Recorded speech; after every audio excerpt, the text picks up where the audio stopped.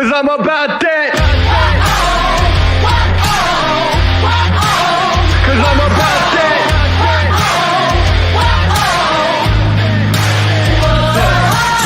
I'm about that come up, running up on them fools that are talking foolish. Try to get them funds up, killing them mics just like I ran and jewels in. Y'all gonna get done up front, knowing that kid with an attitude, but you can't really blame this motherfucker for what he had to do. I'm about that cash flipping, I'm getting it on and off the market. Not about that VIP, not me, not never been a fan of carpets. All about that RIP for all of my Jesus gone departed. All about that finish what I started, I'm about that. Top down like you're not ready. We ride, we about that. So high we see the whole city. We own the night. Down like you're not ready. We ride, about that. So high we see the whole city. We own the night. Know that I'm about it. Want a man I can bring the drama, but it ain't by chance I'm fucking rapping. You don't really want a problem. Made a little cash in the back end, but still rapping like homie starving. Yeah, y'all gotta ask who the man is. Hope I'm gonna be like making pardon. I'm about that. Top down like you're not ready. We ride, about that. So high we see the whole city. We own the night. Down like you're not ready. We ride, about that. So high we see the whole city. We own the night.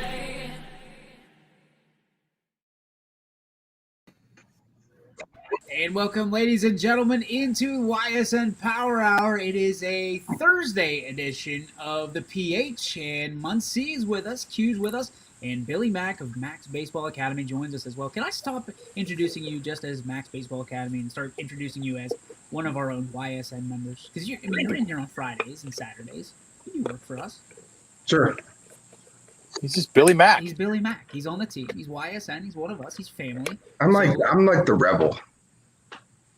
I'm the rebel. In a good way. I'm not really here with YSN, but I'm here with YSN. Well, we know you don't have any loyalty, so we keep you at Heisman. My fantasy team is called #loyalty. Yeah, and that's about the closest everything that you're ever have. The steal of the day yesterday was me drafting Leonard Fournette late and getting picked up by Tampa Bay. He's still not RB1 though, from what I heard. He'll be RB1. Till Shady plays better.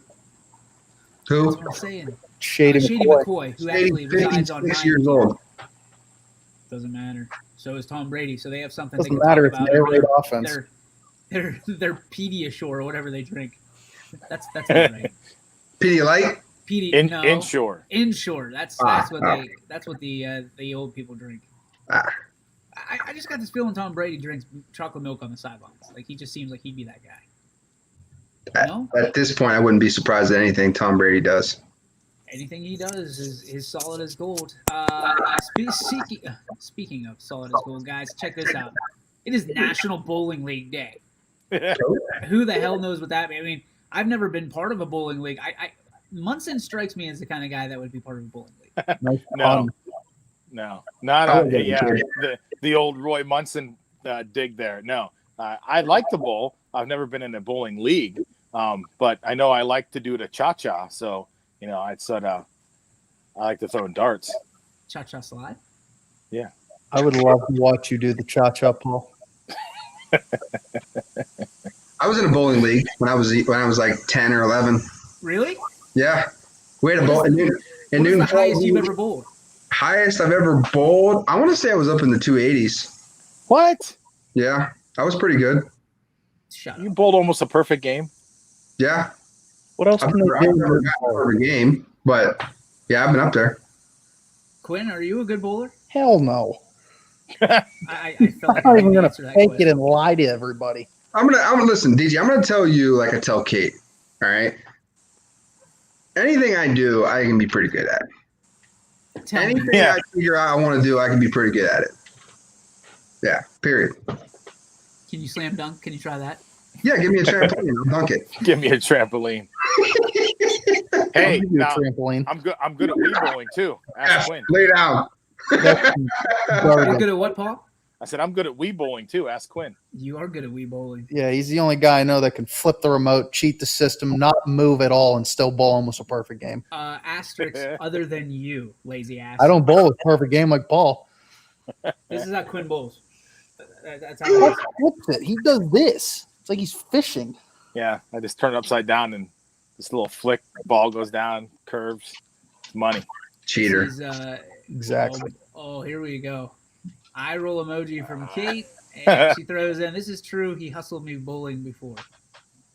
I feel like Billy, like you're the kind of guy that if I took my girls to Chuck E. Cheese, you'd be there like hustling kids at like air hockey. Listen, there's a life lesson to be learned about losing. Enjoy it. Like, doesn't he strike you as the kind of guy that goes, "Tickets on the table, tickets on the table, Yeah. tickets on the table"? No Hey, tickets. kid, I'm not here to lose. Hey, Period. kid, I just beat you. Let's go. That's my stuffed animal now. I don't do anything just to have a great time. I got to win to have a good time. Period. Okay, I'll go for that. Guys, the entire show is going to be talk based about tomorrow's games. A lot of games on Friday. We have 2 games on Saturday, I think, Yep. that we're covering. 23 Friday, 2 on Saturday. 23. Okay, and we're still waiting. Now we're going to put it out there. We're still waiting to hear back from Howland. Yeah. From the Cheney side of things. They're going to be using their multimedia classes, as we understand, and there's limited room in the press box. So we're still waiting word on that. So Cheney fans, if you're out there and you're looking to tune in, we're working for you. I know that the Cheney folks are working for us too. Casey and Coach Emil are both trying to make sure that we have some room, some space somewhere, or just pick up the feed. We're trying to deliver for our Cowboy fans out there. We will not have the LeBray and Brookfield game. It is being aired on another network for their game of the evening. So we won't have that. We will have your regularly scheduled programming next week with those 2 schools. But there just was not enough room given the massive operation that they have to have in the press box. So we just said, you know what, we'll step aside. We'll watch from afar and naturally, good luck to both teams. So otherwise, we have 23 games, like Paul said, as it stands right now, looking to add that 24th. And then we will have 2 games on Saturday as well. We're going to go over all of them. Our picks will be on Friday. Tomorrow, we'll go through the entirety of these games again. But we're just going to talk about and highlight these games tonight, or today rather, and just talk about the importance of it for one team or the other or both. Let's start right at the top of the list. Beaver Local in Barnesville. I'd love to have Mike McKenzie on, but I think he's golfing today. So good luck to Mike out there. Beaver Local coming off a really slobber knocker with their arch rival in East Liverpool. They'd love to be able to pick up a big win. Even though they're on the road again, they have to wait another week to jump onto their field. But I saw highlights of, I think it was a JV game maybe, or maybe even a junior high game. They have the lights at Beaver Local that flicker on and off for touchdowns. So like when you see home runs in like Yankee Stadium and the lights go out and go on, this is going to be really cool. They spared no expense. Jamin Pastor, Derek Wolf did a great job of putting this all together, and Beaver Local executed. But they're going to have to wait another week to even get there. When they play Barnesville, Michael McKenzie will have the call, but this is a team that we don't know a whole heck of a lot about. How important is it for Beaver Local to get things back on track this week? Muncie? I think it's going to be huge. I mean, I know everybody makes the playoffs, and that's the common theme for this year. That hey, listen, you go 0-6, you're still making the playoffs. But as a coach, and even as the kids, you don't want to go 0-6. You don't want to lose all your games. So to start off 0-2 on the road, no less too. I mean, that would not be a good sign for Beaver Local. So I think this is a big week for them to jump back, go down to Barnesville and come back with a win, and come back home next week to christen their new football field and be 1-1 on a 1-game win streak. So that'd be nice. Next game is Boardman versus East. Boardman obviously on the wrong side of the tracks when it came to the train that is Austintown Fitch last week. They play a very tough East team, very fast East team. This is going to be athleticism versus athleticism. Boardman and Coach Ignazio looking to jump back onto their winning ways. Again, Boardman, one of the bigger schools in our entire viewing area. How important is it for them to kind of flex their muscles against an East team that's still on the up and rise? I mean, yeah, it's huge. It goes back to what Paul said. I mean, starting 0-2 is always, you never want to be in that spot, regardless if it is a 6-game or 10-game schedule. I mean, starting 0-2 is you're digging a hole. So getting back to 1-1 would be huge for Boardman, and it's going to come down to which team's more disciplined, in my opinion. On the other side of that, East could really show a lot of people, I guess, raise a lot of eyebrows with a victory here. Do you see East being able to stack up with the Spartans here in week 2? Personally, no, I don't. But I mean, we all know East is going to be athletic. They're going to be very, very fast, very quick off the ball. They're going to have good athletic DBs and wideouts like always. But I mean, it's going to come down to being disciplined, and whichever team is more disciplined is going to win this game. Billy Mack, the next game on the agenda, Canfield versus NDCL. Notre Dame put it to Canfield last year, outscored them, I think, 34 or 38 to nothing.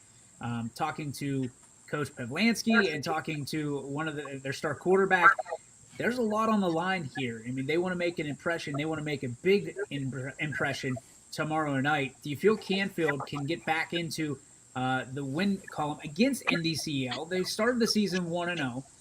The way they wanted to. And do you think they can take it to Notre Dame the way that Notre Dame did it to them last year? I mean, Notre Dame, those guys are big. They're nasty. They always have been. That's just traditionally what they bring to the table there. I think their goal should be control each possession. Limit your turnovers. You're going to have to take some opportunities. So there's going to be some risks down the field. And then hopefully they can execute some of those. If they do, it's a possibility, but it's definitely an uphill battle. I love the fact that Canfield has a 2-quarterback system. Both quarterbacks, Ethan Fletcher, and the name's escaping me right now. I apologize, but you can shake up a lot of things with 2 quarterbacks, and if one team has to prepare for 2 quarterbacks along with everything that they have to do for COVID, it could be very interesting as we walk into Canfield Stadium or Cardinal Stadium on. I don't like a 2-quarterback system. Why not? I just think it screws up the flow of an offense. I think, guys tend to they like routine. Okay, so I think it screws up routine. I just don't think you're going to see an offense that clicks. You might see some big plays, which is good on the points, but overall offense, you got to be able to be in rhythm and routine, driving the ball down the field. You're not going to hit big plays all day. So. Fletcher and Lowry, thank you very much, sir. Appreciate that. Lowry, that's the one name. I knew it started with an L, but I didn't want to. Is his first name Mike? Mike Lowry. Good Bad Boys reference there. I like that, Billy. Paulie, champion versus Southeast. Champion coming off a huge victory against Crestview, one that there was a lot of people picking against them at home. Do you feel like champion is the real deal this year? Do you think Southeast is going to be able to stack up with the Golden Flashes? I don't know much about Southeast, so I don't want to downplay their team and what they're going to be. I mean, I don't know. Champion was impressive, for Crestview to come out there and for them to handle them the way they did.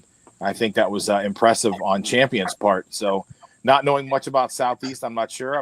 But I think Champion is the real deal. I mean, they had a good Crestview team there. They have a bunch of seniors now after not having any last year, and all those juniors have been playing for a long time. And now as seniors, they come out there and they, Champion took care of business. So I like Champion in that one. I mean, I think they're going to be able to go up there, and the game's at Ravenna High School.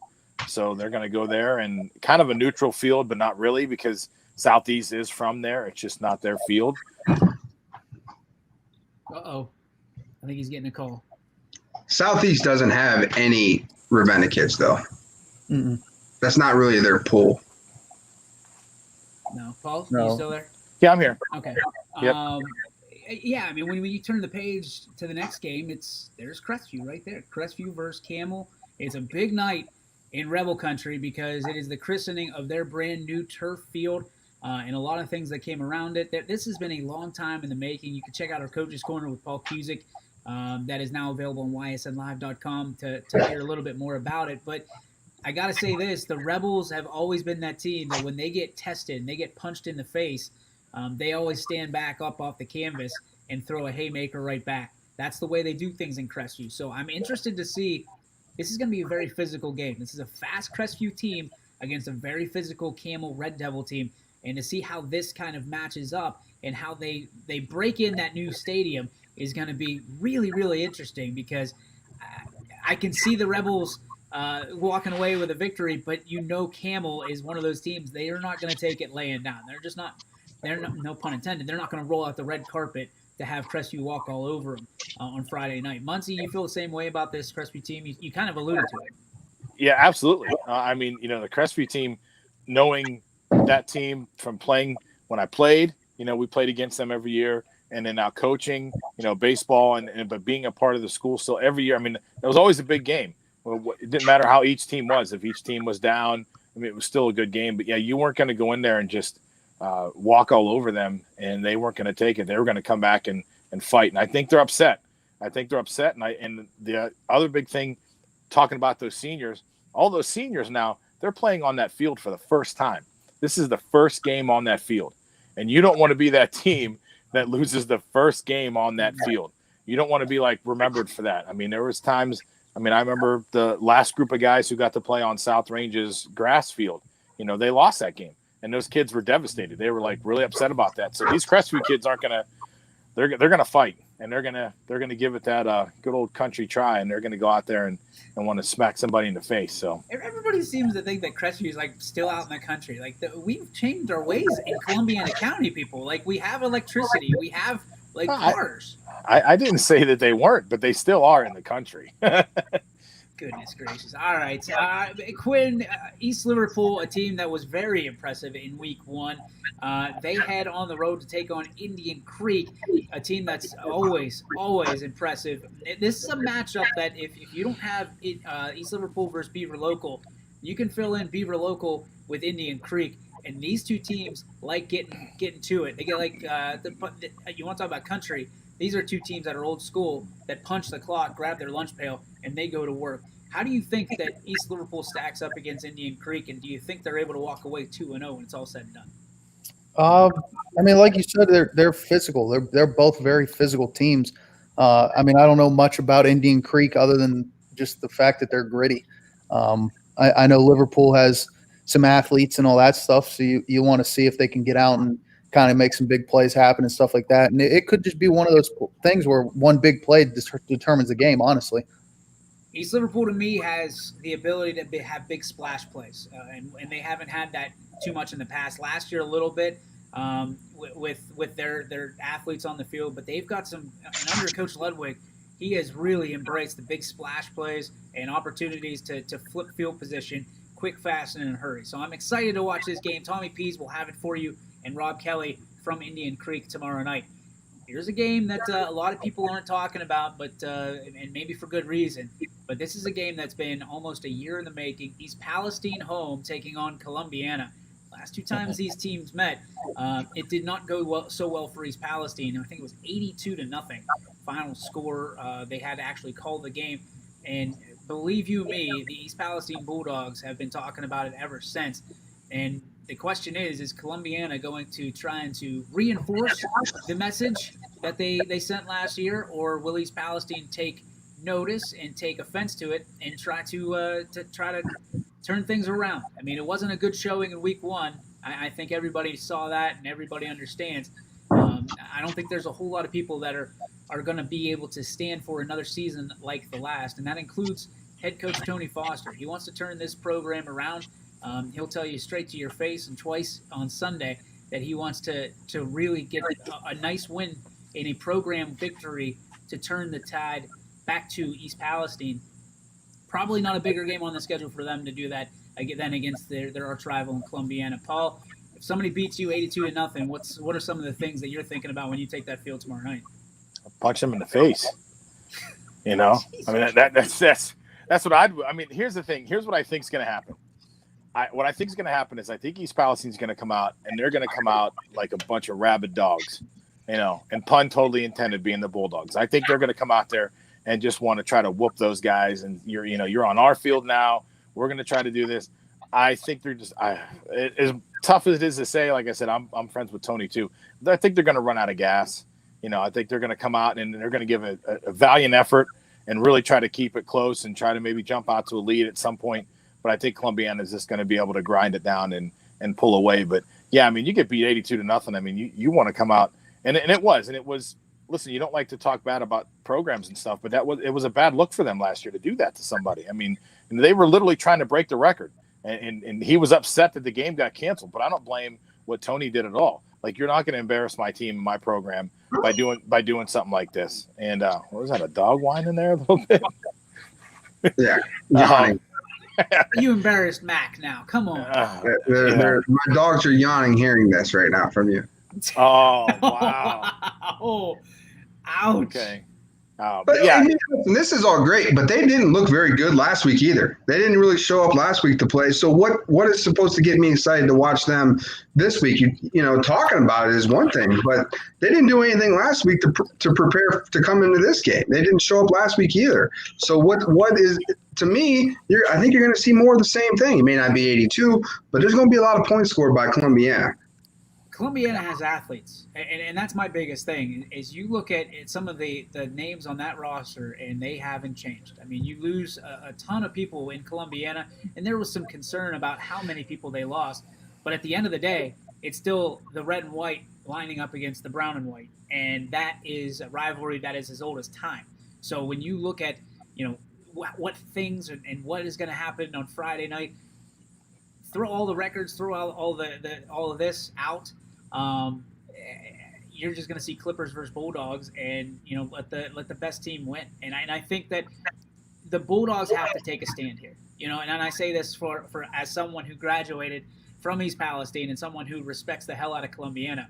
If you're East Palestine and you can sit there and you were part of that program last year, or you're a part of that system now, and you look back at that tape, and if I was Tony, I would be running that tape over and over and over and over again. And I would say, if you don't want this to happen, you're the guys that are in charge of it. You're the guys that get to go take that field. I think the big part of it, too, is East Palestine doesn't have anything to lose in this game. If they go out and get beat by 80-0 again, well, that's expected. So I think if I'm this is just me as a coach, I would go for it every fourth down. I would try to go take the distance on first down. I mean, you literally open your playbook up to where we have to make big plays and try to beat them deep and be super aggressive, because they're not supposed to win this game. So let's go out and let's just and tell your kids that, hey, we're not supposed to be in this game. We're going to take a lot of risks. We're going to have a lot of fun going after it. So let's just get nasty and go. Yeah, you're playing with house money. Yeah. You are and you're not. I mean, here's the thing. You are and you're not, because you have been on the news. You've been on YSN. You've been on all these different categories, and there's been a lot of goose eggs. I mean, you're starting to look like a giant eagle with as many eggs as you're putting in your column. This is a team that hasn't won a game in almost 2 years. You look at this. I mean, even 2 years ago, they for their program standards, they underachieved, and Columbiana seized the opportunity over the past 2 years. They have seized the opportunity to make themselves a staple of sneaking in on you. It scared me. Here in East Palestine, the door's always open, so you can scare the owner real quick. If you're the Bulldogs, you have to make a statement. But I will say this as well: if you're Columbiana, you have a chance to double stamp the ticket and say, listen, you're not going to beat us. I don't care what you do or how many push-ups you do, or you are not going to beat us one-on-one in a scenario. So I'm really interested in this game. Who's your daddy kind of thing. Yeah, it's a Yankees-Red Sox thing, really, when you look at it. It's a scenario where there can – am I boring your dog now? I'm sorry. No, that was me. Sorry. Excuse me. Sorry. Apologize. You compared East Palestine to the Yankees and Red Sox. That was just – I'm trying to figure that out. Well, I mean, it's big rivalry. It's a rivalry that everybody talks about. And, for the longest time, the Yankees beat the hell out of the Red Sox. And then all of a sudden the Red Sox came out and started winning championships with Pedro and Schilling. And I'm not saying that we have those numbers, but I know that there's at least one kid on that team that is pissed off and wants to stand up for it. So I'm excited to see if the Bulldogs can stand their ground and hold their ground on their own turf on Friday night. The Big Leagues will have that call. And then we'll see where the chips fall on Friday night. I mean, it's hard to root for anybody but Palestine. But listen, I'm a Columbiana fan as well. I love what Bob Spade has done, and I love that when he's in the locker room and he says, "Guys, this is your last half. What do you want to do? I'll support you. Whatever you need to do." You support your kids, and that's what you do. I mean, it's not his fault. I mean, at the same point, and I've said it and a million times. If I've He said makes it sure once, of that. the reality is they would have to drag me off of that field rather than I'd ever forfeit. And that's not the kids' issue. That's not the administration issue. It's a pride issue, and that's I would still be out there on the 50-yard line waiting for somebody to line up against me, but that's just me. So Hold on, time out. They forfeited. They quit it. well, they was a forfeit. Yep. Okay. They both schools agreed to it. That was they threw it. That enough was enough. There was no chance of coming back. So let's see if Billy Mack is loyal to the Irish or his new favorite team, the Fitch Falcons. So we'll see that. We'll get that. That's tomorrow. We're gonna take. Yeah. Well, yeah. You don't have to pick now. You can allude to it if you want, but you don't have to make a pick. We're gonna take a break here on the YSN Power Hour, the Foursquare Power Hour edition. Here, brought to you by Joe Dickey Electric, residential, commercial. They're your place to go. Almost made it through it. When you're fired up, make sure you go over to Joe Dickey Electric. Our good friends Eric over there running the show. We appreciate what you do so much, and we appreciate you supporting YSN. Be back right after this on the YSN Power Hour.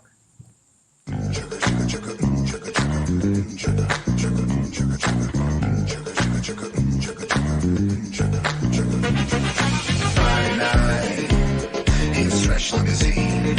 I'm feeling pretty good about myself, like I'm living the dream.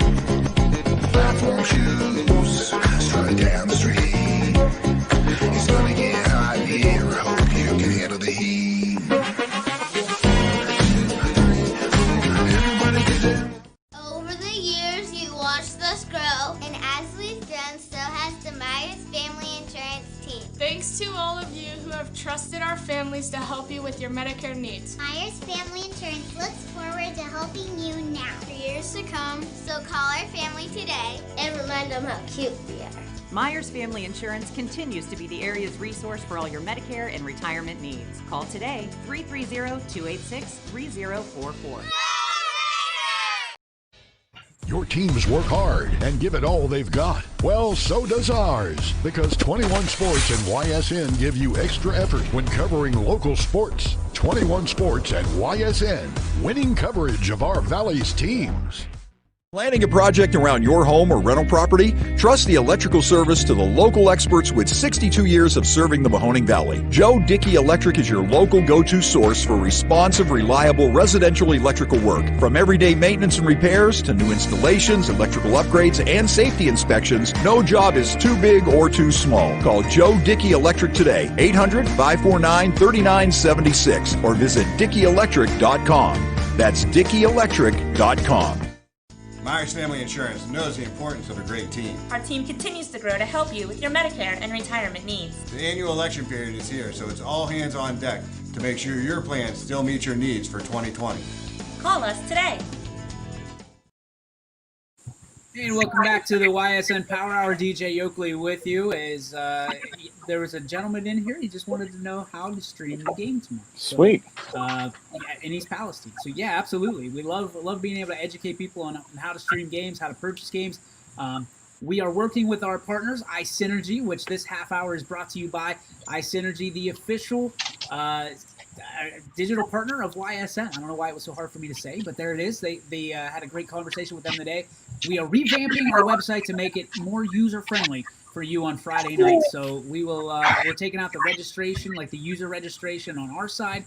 So all you have to do is go and buy your ticket, your virtual ticket, and go. And in some cases, when it comes down to like volleyball games tonight, you don't even need a ticket. You just turn it on, hit play, and you are underway. So guys, again, thank you for everybody that's out there asking questions. It's very good. We love answering them. We try to do the best we can in getting back to you in a timely fashion. And if you have questions, make sure you direct them to info@ysnlive.com or hit us up on social media. More likely, the email is easier to do. We're also going to have the same thing we had last week, which is the step-by-step instructions of how to purchase, and then we will have the troubleshooting a little bit of a graphic as well to help people out get a direct link. So, guys, we're talking about games tomorrow that we're excited to see on the network. We talked about East Palestine, Columbiana. One programming note: it will be senior night East Palestine tomorrow, so we will I think they're kicking off about 6:25 or so. So just be aware that if you want to get in that game early, you will be able to. Tim Figley, Dan Figley will have the call for you, and I think they'll be kind of orchestrating and right through senior night into kickoff. So appreciate those guys doing that. Appreciate Chris Knifer, Dwayne Pavkovich, who are allowing us to stream senior night to everybody in the YSN universe. And questions are great. I love questions because that means they're listening and they're watching. And that's it. And we love that. It's awesome. I can appreciate that, and we want a better user experience. We're always going to try to make it a little bit easier and a little bit easier and a little bit easier. But, I mean, I'm not making an excuse. We're going through it at the same time. It's not like you can test anything out there that 140,000 people are going to be able to watch and crash your server, which, to me, listen, it was a good thing on Thursday. When we crashed, that means people love our product. When 22,000 people show up, that's more than they show up for Pirates games. So we're getting more people watching us than the Pittsburgh Pirates. So that tells me something. All right, back to our games at hand. The Girard versus South Range game has all the makings of being the game of the night, primetime game of the night, and the one that we could feature on Armstrong Cable. So when you look at this Girard team, 0 points in the first half, 35 unanswered points in the second half. They really showed up in that back half of that ball game against Lakeview. Paul, obviously everybody knows your allegiance is to South Range. You work there, you went there, and now you're the voice of the PA. Do you feel a little bit of nervousness knowing that Girard kind of found their stride in that second half of the Lakeview game? A little bit, I guess. But I mean, I kind of had to look at like who they were playing to. I mean, Lakeview's a good team, but they're not like one of the top teams in that league. So, I mean, they've struggled lately. So I think Girard just kind of caught their feet finally. And like, we're like, okay, we're okay now. And they took it. But I mean, they're going to have a fight on their hands because I mean, South Range went toe to toe and took down, Big Bad Poland and, beat them when they weren't expected to. I mean, nobody expected them to win that game except for the people at South Range, obviously. And, they went out there and took care of a bigger team. And it was bigger, I mean, all across the board. I mean, their linemen were all almost 300 pounds across the board. They were like they were last year. And, South Range hung around a little bit last year, but finally got worn down. And this year it was just the opposite. I mean, people might want to blame it on the weather and stuff, but hey, everybody had to play in that weather. It wasn't like it just rained when Poland had the football. It rained the entire time from start to finish, including some lightning delays. I mean, it was one of those games where, and you alluded to it in the pregame on Friday. You said, hey, turnovers are going to be huge. And it was. Poland had 3, South Range had none. So, and they took advantage of those. So I think this is going to be a good game for South Range to go out there and maybe tune some things up because they come back home against Niles, the following week, which is going to be another good game too. So there's really no pushover games in that league, really, for the most part. Every night you got to strap on your helmet and go to work. Like you said, grab your lunch pail and make sure you're there to show up. And that's it really is a different South Range looking team. I talked to Coach Yeagley earlier today, and I said there are so many just similarities between this team this year and a team 3 years ago that did some damage in the playoffs. You look at this is a very unselfish team. This is a very, team first oriented team. Girard also 2 years ago in the state championship game. And both these teams looking to kind of rebuild what they had and have a little bit more ammunition at the end of the season. So I'm interested to see how this goes. Billy, you got a chance to kind of get a peek at South Range, and obviously you know what Girard's all about. Is this a game that you don't even have to get excited for, like a game that you just tune in, flip on, and you go? Oh, here's the thing about you're right on. I think this is probably that hidden gem of the week, really, if you want to call that,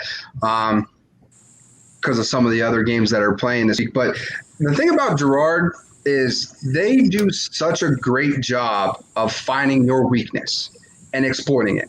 They just do, and they put a lot of stress on your defense.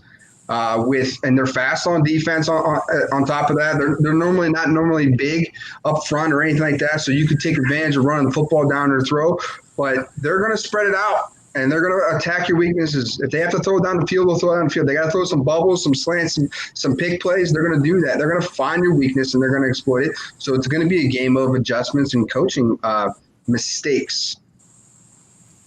I heard today that, interestingly enough, Poland is a team that's going to line up and they're going to go, and this was Coach Yeagley saying it, and you'll see it in the coach's corner.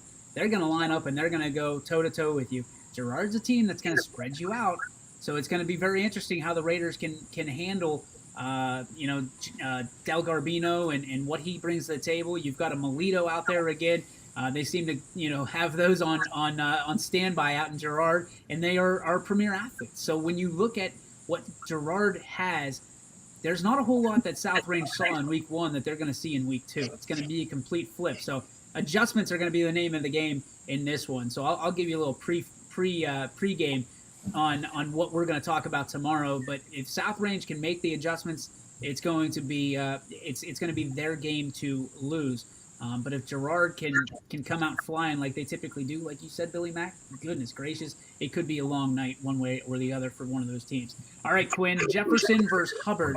This is a game that we're excited about. Hubbard, a team that is on the rise, and they are going under the radar because of some of the other teams in the NE8. But Jefferson had the tough test in Niles last week on the road. They get their first home game of the season there in beautiful Jefferson, Ohio. So when you look at this matchup, is this a Hubbard team that can get it done on the road, or do you feel that Jefferson is going to be able to stack the chips in their favor?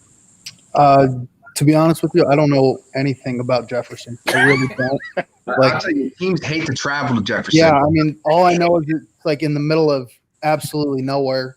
And I mean, I personally would hate traveling there. So I got to imagine that would be kind of difficult on anybody who goes and plays up at Jefferson. So that definitely probably could play into their favor. But, I mean, I got to give it to Jamie Thompson filling me in on the Hubbard scoop, if you will. The Hubbard's they're too damn good, in my opinion.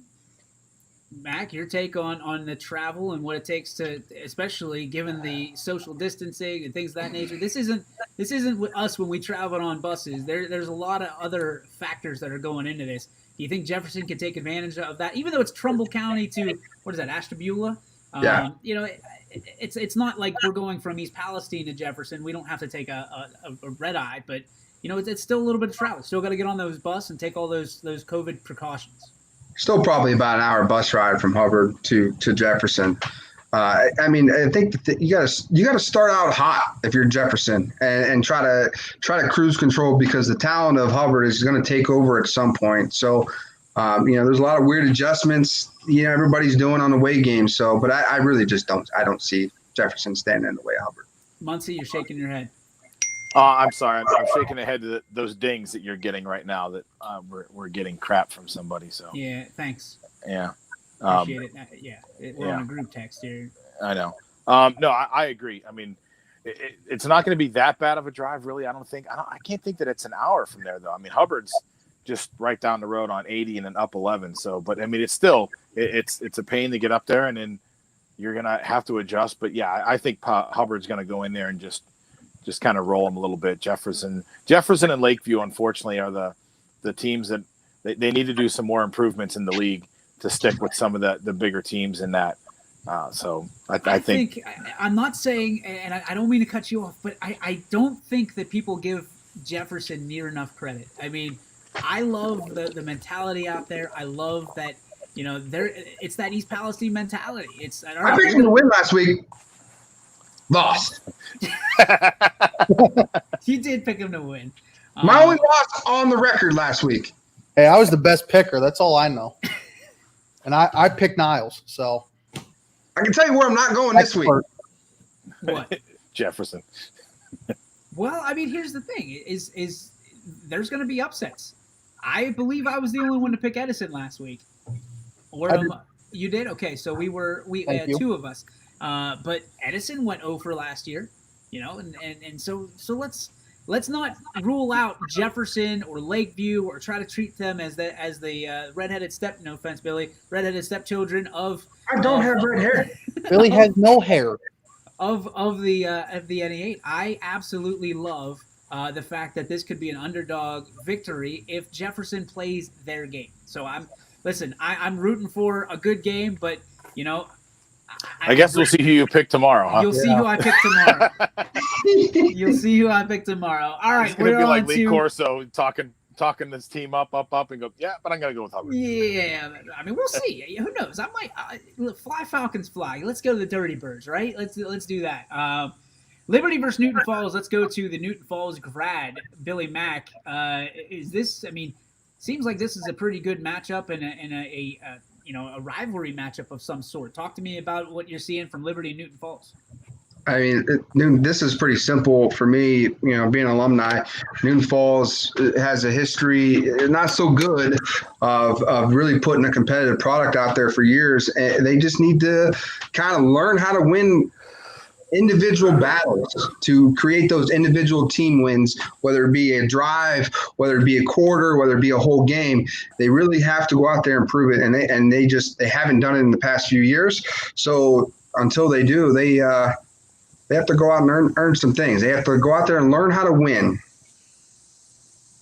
Anybody else want to add to that? I was just going to say. Sorry. Go quick. No, go ahead, Paul. I was going to say this is interesting for two reasons. And I'd like to see how it's going to affect it because there's two edges on two sides of the story. It's the first game for Newton Falls this year. They didn't play last week. So do you come in well rested, ready to go? You didn't have any guys get bumped and bruised like Liberty did? Or do you come in, it's your first game, you haven't seen full contact in like you would have in week one, and do you fall on your face because you're not ready for all that? That's what's going to be interesting. You know, are they going to come in guns a-blazing because everybody's healthy? Or do they come in and like just fall on their head because they're like, well, we didn't get any contact last week, so this is our first time getting smacked around, and whoops. Yeah, I think with that is the first game of the year, you kind of figure out like, hey, we're not physically conditioned right, you know, and usually about halftime you see guys that are gassed, they're a little bit sore, a little bit tight, they're moving a little slower in that second half. With Newton Falls, I think that'll be something to overcome because that's definitely going to happen. Quinn, you got a chance to see Liberty last week. What did you see, and what do you think that Newton Falls has to stay away from? They are very fast, athletic, like insanely fast, and they have a lot of big play capability. Liberty does. And my one word of advice to Newton Falls: don't kick the ball off. Just onside kick it. 25, kick it out of bounds, do whatever. Just don't kick it to them because it's going to go probably 40, 50 yards the other way. From there, you have Lisbon versus United, and I feel like this is I feel like every time Lisbon takes the field, it's a rivalry game. But this is a certain rivalry game between the Eagles and the Blue Devils that you are going to see right here on the network. And Quinn, you're part of that rivalry. When you think United local, what do you think of? I think of Keaton Baker splashing threes, to be honest with you. But no, they're a hardworking group. They were young last year. It seemed like young all across the board in all their sports. So they're definitely coming. I mean, but I got to stick with the boys. Lisbon's going to take it. I'm picking that one right now. Lisbon's taking it. Muncie, your thoughts on Lisbon versus United? It's always been one of those, you know, Columbiana County rivalries. It just has. I mean, and they're going to go out there, and I think both teams are going to show up and just, you know, smash mouth football. Billy Mack. Yeah, I mean, United, there was some pieces there that United, when I was watching the games on Friday night with the audible call, there was just some opportunities that they just kind of looked good. They put it together, and then you would see the other side of the coin. It's like, oh God, who is this team? They just drove the ball down the field, and then they didn't know what to do with it. And then it's just, can they put those pieces together and play a full game? Here's what I'm excited about. I'm excited to see the defense led by Charles Bell's tutelage for the Blue Devils take on.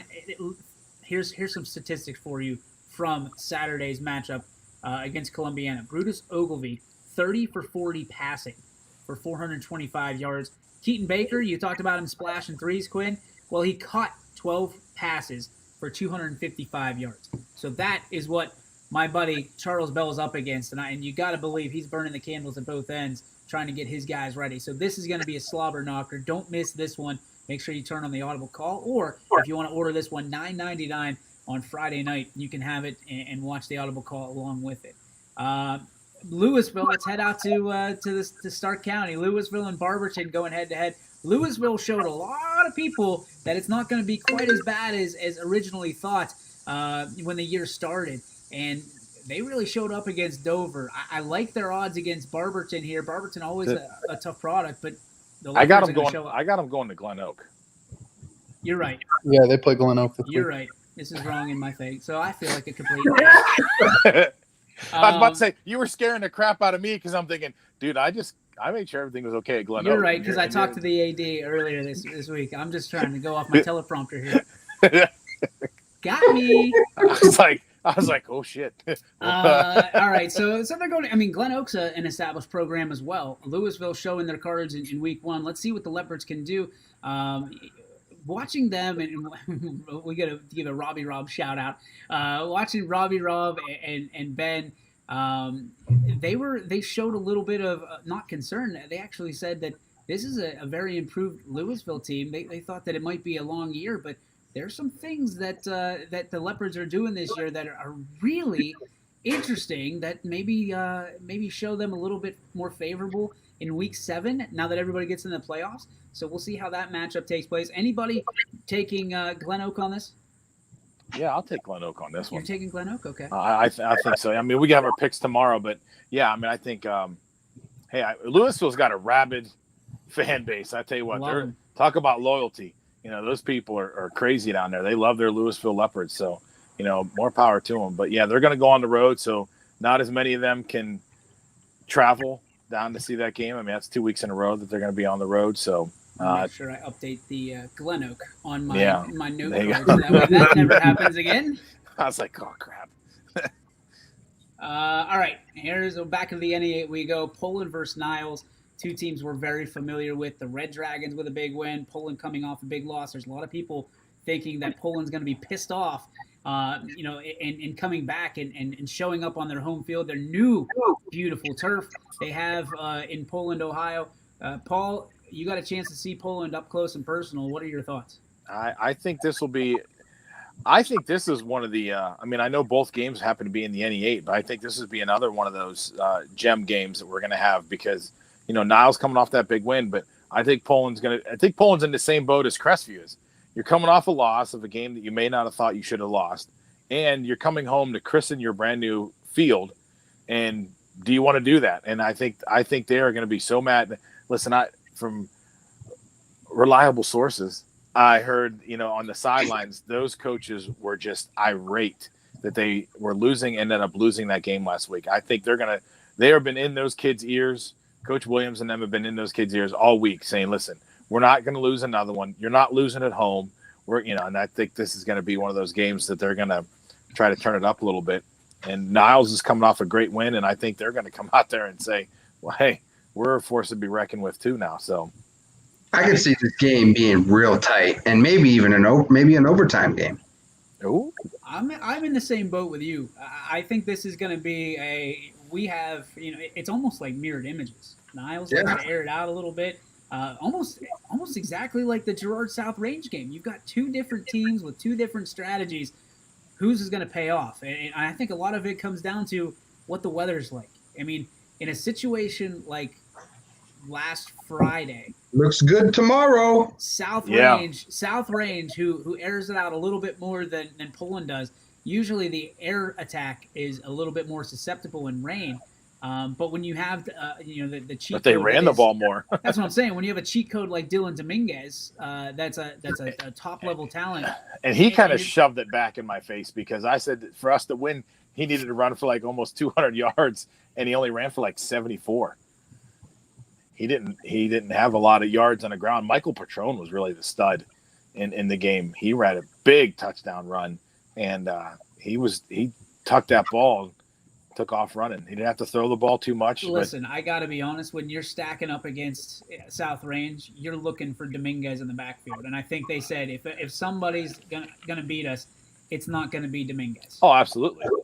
So that's where I'm not taking anything away from Mike Petrone, but my goodness, like at the end of the day, if a quarterback beats you on scrambles and draws and things of that nature, you just kind of have to go with it because they knew the one guy that was not going to beat them was 34. So, right, 34, yeah. Mm-hmm. So that's a scenario where I think Poland rolled the dice and it came out craps. So, I think this is another situation again that you have Poland Niles, Zach Leonard up for the big dog of the Valley this week.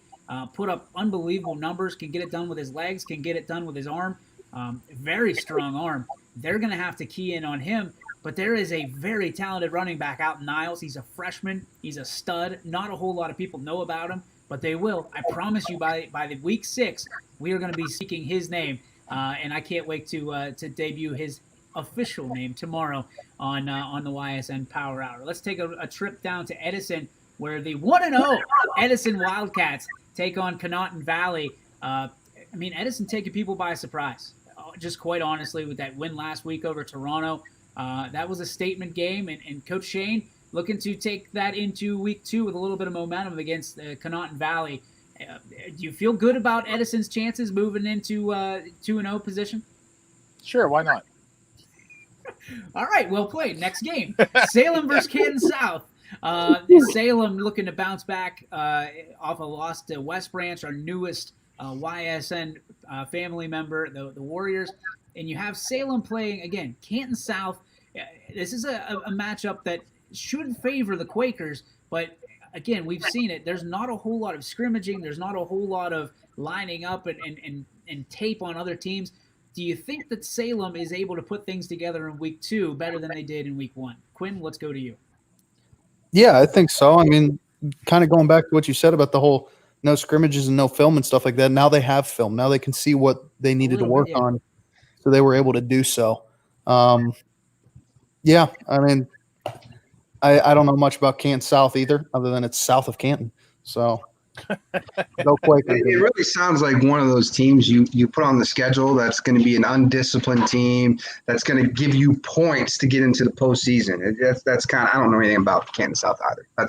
Wow, we have wrangled up a dynamic group of football pundits today. They're in their league. That's all I know about it too. They're in that league down there. Oh my gosh, people literally are dropping like flies. I know that it's a far drive because it was a league that South Range was going to go into, and Canton South was going to be a hike for them to go if they had to go play there. So Mineral Ridge versus Sebring. Let's just get there. This is the game I will have tomorrow night. I'm excited about Sebring on the wrong end of the stick against McDonald in week 1. Quinn, you saw that one up close and personal. Mineral Ridge facing off against Springfield. So both of these teams looking for their first wins and looking to really put a shot in the arm in their programs. Quinn, you saw Sebring last week. What do they have to do to beat the Rams? I mean, it comes down to they got to be disciplined. They have to stop the run. Now, granted, I mean, Shadle ran all over them just because they just didn't clog the middle. But I don't know what Ridge has as far as running backs. Shakir Perkins? They got to stop them, plain and simple. Stop the run. And it's basic football. You stop the run first. You have to. And if you don't, you're not really going to win games. Left-handed quarterback for Ridge, so that it's going to be interesting because everything is kind of you Make take him throw. that card and you flip it over reverse. So Coach Seidel, if I know him, and I do, he will have his teams ready to go, ripped roaring and ready to go. But honestly, Coach, I mean, from Mineral Ridge, their standpoint, my goodness, they could completely flip this MVAC on its ear with a win tomorrow night. So we will see how that goes. I'll have the call for you. All that begins at 7 o'clock on ysnlive.com. Struthers versus Lakeview. This is a big game for Struthers. I mean, they're looking to really get things going. We have a great interview with Aiden Hall that'll be up tonight. He talks a lot about being able to really take advantage of week 1's, just getting back into the game, getting back into rhythm. And that, do you feel like the Wildcats have the leg up here, Paul Munson? Yeah, this will be the game I have tomorrow. I'll be calling this game with Rob Mush, Struthers guy himself. So I think Aiden Hall and the speed that he possesses is just going to be too much for Lakeview. I think they're just going to, they're going to spread him out a little bit, and then he's going to have the option to either, triple option basically. He's either going to can throw it, can hand it off, or he can run it. And that kid is just lightning fast. And when he turns a corner, it's tail lights and smoke, boys. Kid's a Mustang. I mean, that's just how he is. He's an absolute Mustang on the field. He's dynamic in each and every way. He is one of my favorite players to watch play because it's like watching a game of Madden. This is one of those games where, like, if you're the coach, Struthers, and you have a pretty good idea that, hey, we should win this game, these are one of those things where you want to simplify your offense and execute. You don't want to get too creative, too crazy. You want to build on, hey, we're going to run 4 different these type of formations, execute them, and run down the field, or just get the ball to Hall. Yeah, can't really go wrong. I mean, when the ball's in Aiden Hall's hands, it's usually a good thing for Struthers. So I think that's sound advice, Mr. McCartney. Speaking of Mr. McCartney, let's go to this next game. Kind of intrigued. It's Ursuline and Austintown Fitch. Your thoughts on the Irish versus the Dirty Birds? I kind of said this it was either the beginning of this week or last week. I mean, the days are starting to come together a little bit, but I think for the Irish, it's still you got to prove it. You got to prove it. How can you handle winning and having expectations? That's kind of the thing that intrigues me the most about the Irish. Obviously, their offense can explode and they can score points. Can you stop a team that can score just as easy as you can? We're going to see a shootout because Fitch's defense is pretty good. So can you punch through adversity when it's a 3rd and 11? Can you convert some long third downs and get yourself in a position to score touchdowns inside the money zone? This is this matchup to me is very, very weird because it's like watching the future play the past. It's like looking at yourself in the mirror, 10, 15, 20 years ago, because you see what Ursuline has done and Coach Reardon has done for an Ursuline program. And then you see Coach Parker on the other side, who I think is a very, very good coach and is going to be a great coach in years to come. And I think there's a lot of quality traits that he gets from things that Coach Reardon has and possesses. So you're going to see it's almost like a mirror image. And Billy, I think this is a shootout. I think you're right. It's going to come down to what team can stop at the end of the game and make a play. I don't see this being one-sided one way or the other. I think this is going to be a very fantastic game. We're excited to have it. We're excited to have the coaches' corners with both of these coaches coming up tomorrow. And, man, this is going to be – I hope that Coach Parker takes no offense to the fact that he is, I think, the future Dan Reardon of the Valley, and how much respect I have for him and how much respect these kids around the area have for him. So excited to watch this and unfold. And Coach Reardon, to me, is one of the best coaches in the entire area and has been for some time. So I am really excited for this game, probably second only to Billy Mack. So we'll see how it goes. Waterloo and Jackson Milton, excited to watch this game take place as well. It's 2 teams that are looking to find footing and try to find their particular signature, right? They're trying to find who they are and understand better who they are. And I think Waterloo has every opportunity to have that signature victory. And Jackson Milton looked impressive. They really did against Louisville in week 1. And we'll have that game again right here for you on YSN. Wellsville and Southern Local. Oh. What'd I do? The game's at Waterloo. Is that what? Oh, did I say it was at Jackson Milton? You just said we'll have that game. Unfortunately, they have no stands there at that place, so we can't go there. We won't have that game. Yeah. And it should be red, Paul. Red. It's red now. Thanks. The digital age, as much technology as we have, our coordinating director of operations uses that exactly. That's. And you know what? Waterloo game's not on here.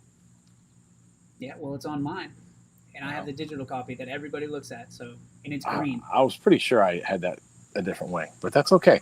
It's green. We can move on now. We can, like I Wellsville said, versus Southern Local. I like to do a cha-cha every now and then. So. Wellsville versus Southern Local. Two teams that, I mean, Wellsville is, I mean, they showed up on Saturday night. They did very well. It's a different look for Wellsville. Coach Ramsey and the Tigers looking to kind of get a little bit of payback against Southern Local for just a lot of things. There's a lot of angst in this ball game if you head down to Tiger Country.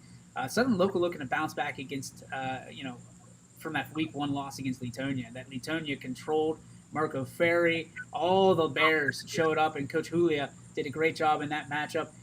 Do you think that the Tigers can step up and knock Southern Local down the way that most anticipate? Quint, we'll take it from you. Yeah, I think Southern will take this one. I mean, yeah, Southern lost to Leetonia, but they also held Leetonia to 14. Like they stopped Marco Ferry to an extent, I guess, compared to what Marco normally runs for. They stopped him. So if they could show up and have another very solid defensive game, I think they'll take care of Wellsville.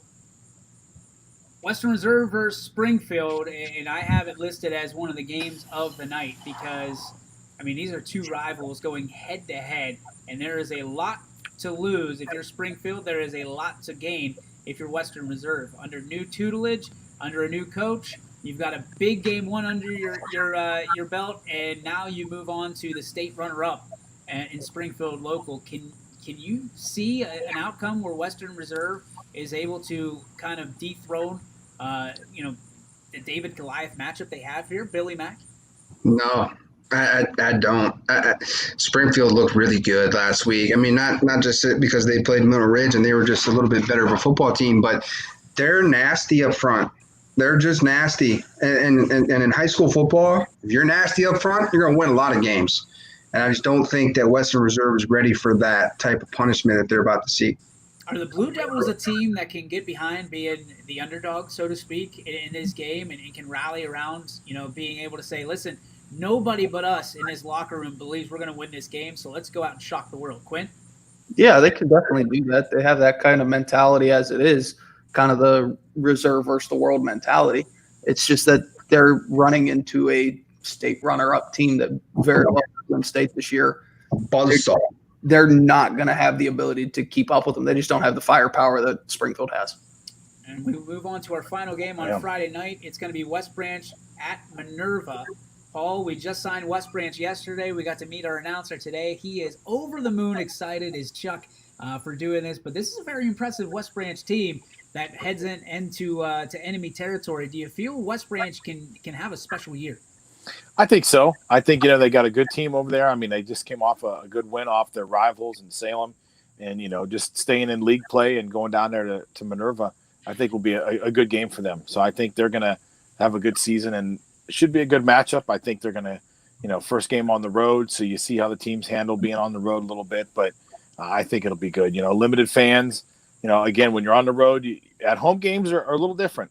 When you're at home, even though there are limited fans, the crowd still gets into it. You still kind of see that. But with a lot of these schools going on the road now, how are they going to adjust when they make a big play and you only have 120, 130 fans that traveled with you to kind of root for you and fire you up? You gotta keep motivated. You got to keep the fire in your belly the whole time.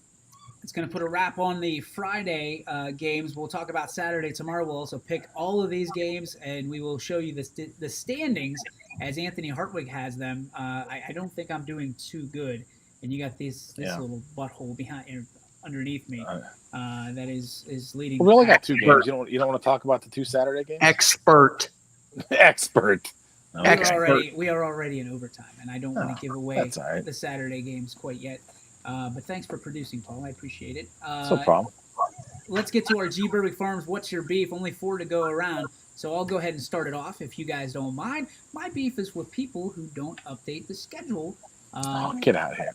Okay.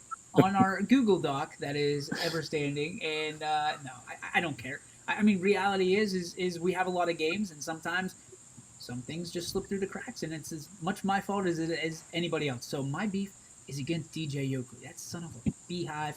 I'm so tired of him. Paul, go ahead. I'll stay on I'll beat the same drum. my beef is sometimes with people making fun of my my charts that I keep. It's all right here. I have it all. It's in black and white or yellow and black. That's just kind of what happens. Hey, I real quick. am getting better with the technology. I am. I guess that Waterloo game slipped through the cracks there a little bit, but I did make sure that we were playing Glen Oak against for Louisville. So it says Glen Oak now. It said Barberton, which is why I look like a complete ass about 30 minutes ago. So, hey, real quick, can you hold that up, Paul, one more time? Just one more time. Show that. yeah. Okay. Hey, did either of you guys get a copy of Paul's little sheet there? No. Neither did I. No. So it's good that you have it, Paul. We appreciate that. But That's right. nobody else freaking has it. Yeah. So what's the point? Because I'm the scheduler. I make sure everything's going smooth. Just because you are the master schedule doesn't mean you get the only schedule. So that's Yeah. why we have this in existence. So again, adieu, Actually, my you know friend. what? No, hold on. I think I did send that to you and Brian and to Mike sent what? Ackelson. You sent what? I sent what? A fax? the games and announcers. Would you a My fax? owl? No, actually, I was waiting for my pigeon.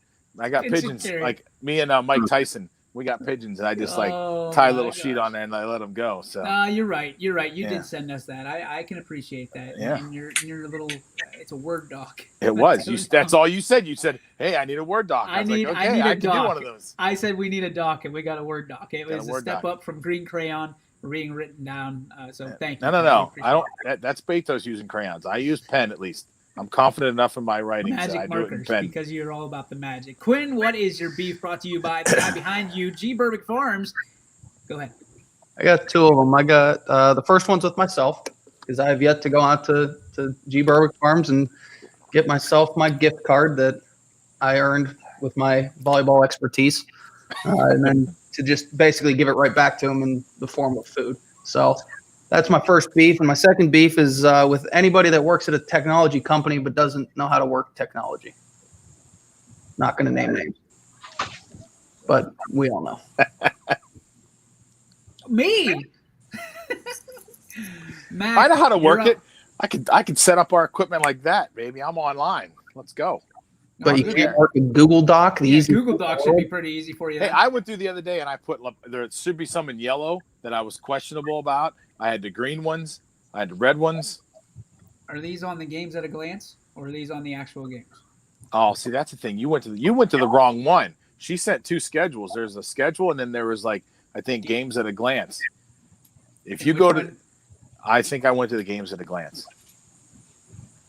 Nevertheless, I went to one of them. Well done, Paul. beef Again, you were just Whatever. double stamping it. All right, Billy, what do you got? It's got to be a good one. It's got to be Scotty-esque. It's not gonna be Scotty S, but my beef is with the way that I handle my time management has been horrendous this week, and I just haven't been able to figure it out. So I just gotta do a better job. It's tough. It's tough. Time I management. gotta be better. I gotta be better next week. I'm excited. Oh, here we go. And here we go. The last laugh comes from Carrie Munson. I taught him how to use Excel once. She never did. again. Yeah, she tried. Google Sheets is the same thing as Excel. It's just on Google. Yeah, I think what she's saying is, Quinn, is it didn't go so hot. Yeah, it didn't go It's a well. number. That's all you got to do. Yeah, she tried teaching me the Excel, and I was like, oh yeah, great. I sat there and listened to her, and then after it just all went out. So I mean, I do some of the stuff at school, and I do my sheets at home, and listen, I'm good. I'm set. I'm So set. funny. I'm Last set night in my ways. I was trying to make a grid on Google Docs. I had no idea how to do it. And I called one of my 13-year-olds over here. Hey, you know how to do this? Yeah, done. Yeah, exactly. Should have just called me. Yeah, That's all it takes is one phone call. I mean, listen, you are married to an expert in. Oh, she is. And Excel. so am I. And so she am could I. do it. She could do it blindfolded, spun around backwards. Me, I just want to sit there and I try to do the cha-cha around it and not have to do it. So I it's know. all right. I know how to make them green and yellow and red. That's about my extent of it. And I can See, I can. thank you. Me no, too. But listen. I can type into stuff and hit the green little check mark and make sure it's good. But you also need to be on the right dock, Paul. So that's going to do it for the YSN Power Hour. We thank you guys. Appreciate it. A little bit of a I don't know what you call romantic or a setting Intimate. for us. It was an intimate I setting. don't want to be in the same sentence as Paul is intimate. Hey, it could be Betos. It always could could be Betos. And he's always behind you, Quinn. So Yeah, he is. Enjoy your time together. He will be back tomorrow, and I believe a lot of our friends will be back tomorrow as we pick week 2 around the Valley. So make sure you join us for that and pick alongside us right here in the chat box. That's going to do it for our coverage today on the YSN Power Hour. We are in a little bit of overtime, so we thank you for sticking with us. And we will see you tomorrow from 3 to 4 right here on YSN. So long, everybody.